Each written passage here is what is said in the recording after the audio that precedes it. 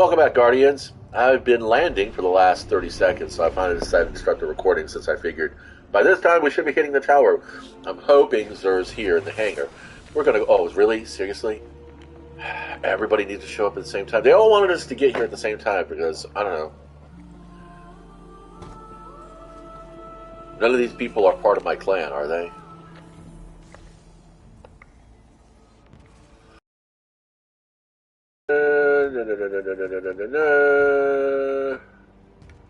Nope, don't see any other guns here. Nope, not at all. In fact, Louisiana boy, thank you for actually showing up today on a Friday. Shout out to my one and only clanny who decided to play today.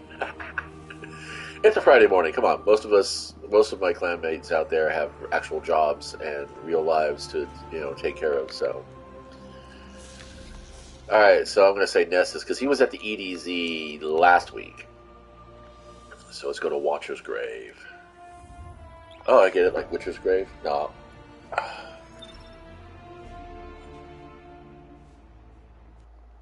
So super excited about the dungeon. I don't know where you launched that from. Where do you launch the dungeon from? I tried to do this. I couldn't get past the second puzzle. I just got nuked, and I just like, fuck it, I'm done. Don't want to do it. Warlord's Ruin. Cannot quest progress required. Heed the cairn. Cannot access other activities. Okay, so that's what this is.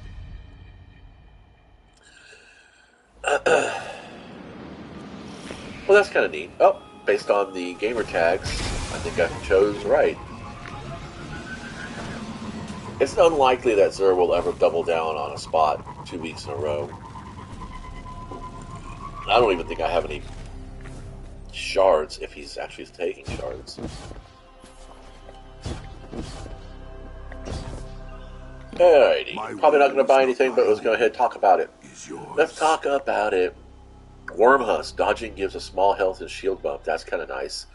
70 is not a bad stat, and that mobility for once, waiting on an actual ability that works, that's really good. 66 on the Aeon safes for the Titans. It's okay. Crown of Tempests. Recovery is the Warlock stat, so that's a good thing there for the abilities. Arc abilities or Jolt Final Blows restore arc abilities. That's nice. Good feedback loop. Oh, here we go. Blast Bateau, Threat Detector, and Auto-Loading Holster, but no chain reaction, so I'm going to pass. And I'm not talking about what I think is objectively a good gun. I'm talking about what I want out of the weapon. This is actually really nice. This is good. For someone like me who shoots the ground with a shotgun when 10 feet away from the side of a barn, this is a good choice, and so is that.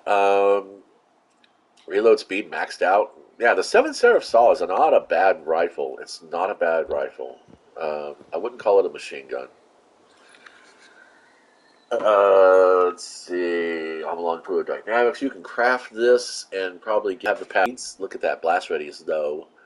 Auto-loading holster and multi-kill clip. That's nice. Nothing really to bump. A bad choice. This is also craftable, so you can skip over this. These are decent perks to look for, though.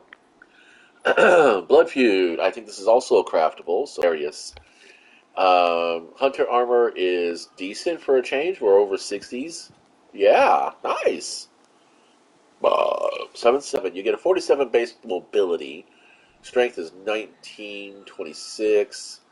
That'd be 45. That'd be a 60. No, that'd be a 56. Dyslexic. 56 baseline on the strength. You can bump that with some mods. That's not bad. Let's see. Discipline is 2. Wow, 8. That's 34, 32. And that's 44. Discipline got it in the pants. Resilience seems pretty good across. Resilience and recovery seems pretty good all the way across, except for the chest piece. But you make it up. So we got 10 and 15. We've got 21 and 17. We've got 33 and 40. No, 30. 43 and 30.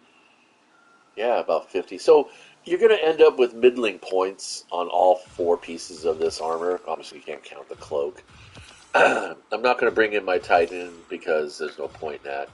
The Hawkmoon has got moving target, which is a good role, good perk for the Hawkmoon in my experience. Now, I'm not going to say my opinion, but in my experience, moving target is good on hand cannons. Because I mean, you're going to be ADS for the most part, especially with the Hawkmoon. You kind of want to get that crit. But yeah, based upon everything else, I would say the Saw's a good pickup. Everything else is more or less craftable, except for the Truth Teller, decent. I'd say there's better out there for both of these SMGs. There's much better. The mini tool is kind of what you really want to go for. Craftable or from Banshee. Craftable, and then of course these two are really nice. But I'm looking for chain reaction on the Blast Bateau. Grenade launchers with chain reaction are just fucking hilarious. Um, but yeah, I'd say grab it. The rest is craftable, so get your ass out there and start working, or ignorable. And that's going to do it for me. I thank you so much. I'm going to go hit some Gambit and try to progress some bounties and some quests.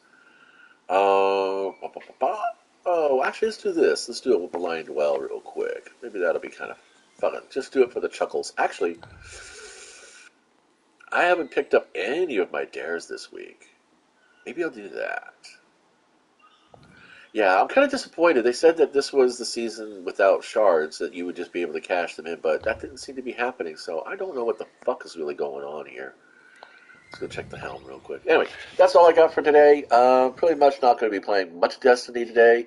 There's going to be some massive coronal ejections from the sun hitting the Earth tonight, so if you're in the northern hemisphere or the southern hemisphere closer to the poles, uh, sorry if you're on the equator, or nearby. But anyway, yeah, so Aurora Borealis will be shining down upon us. Can you imagine that? And bonus points, this pat on the back, if you can find out, without Google searching, if you can remember where that phrase came from. And I did not quote it directly, by the way, on purpose. So, hope you guys have a good time. And thanks for stopping by. And until next time, be nice to each other and play well, or be well and play nice with each other. Whichever one works out the same.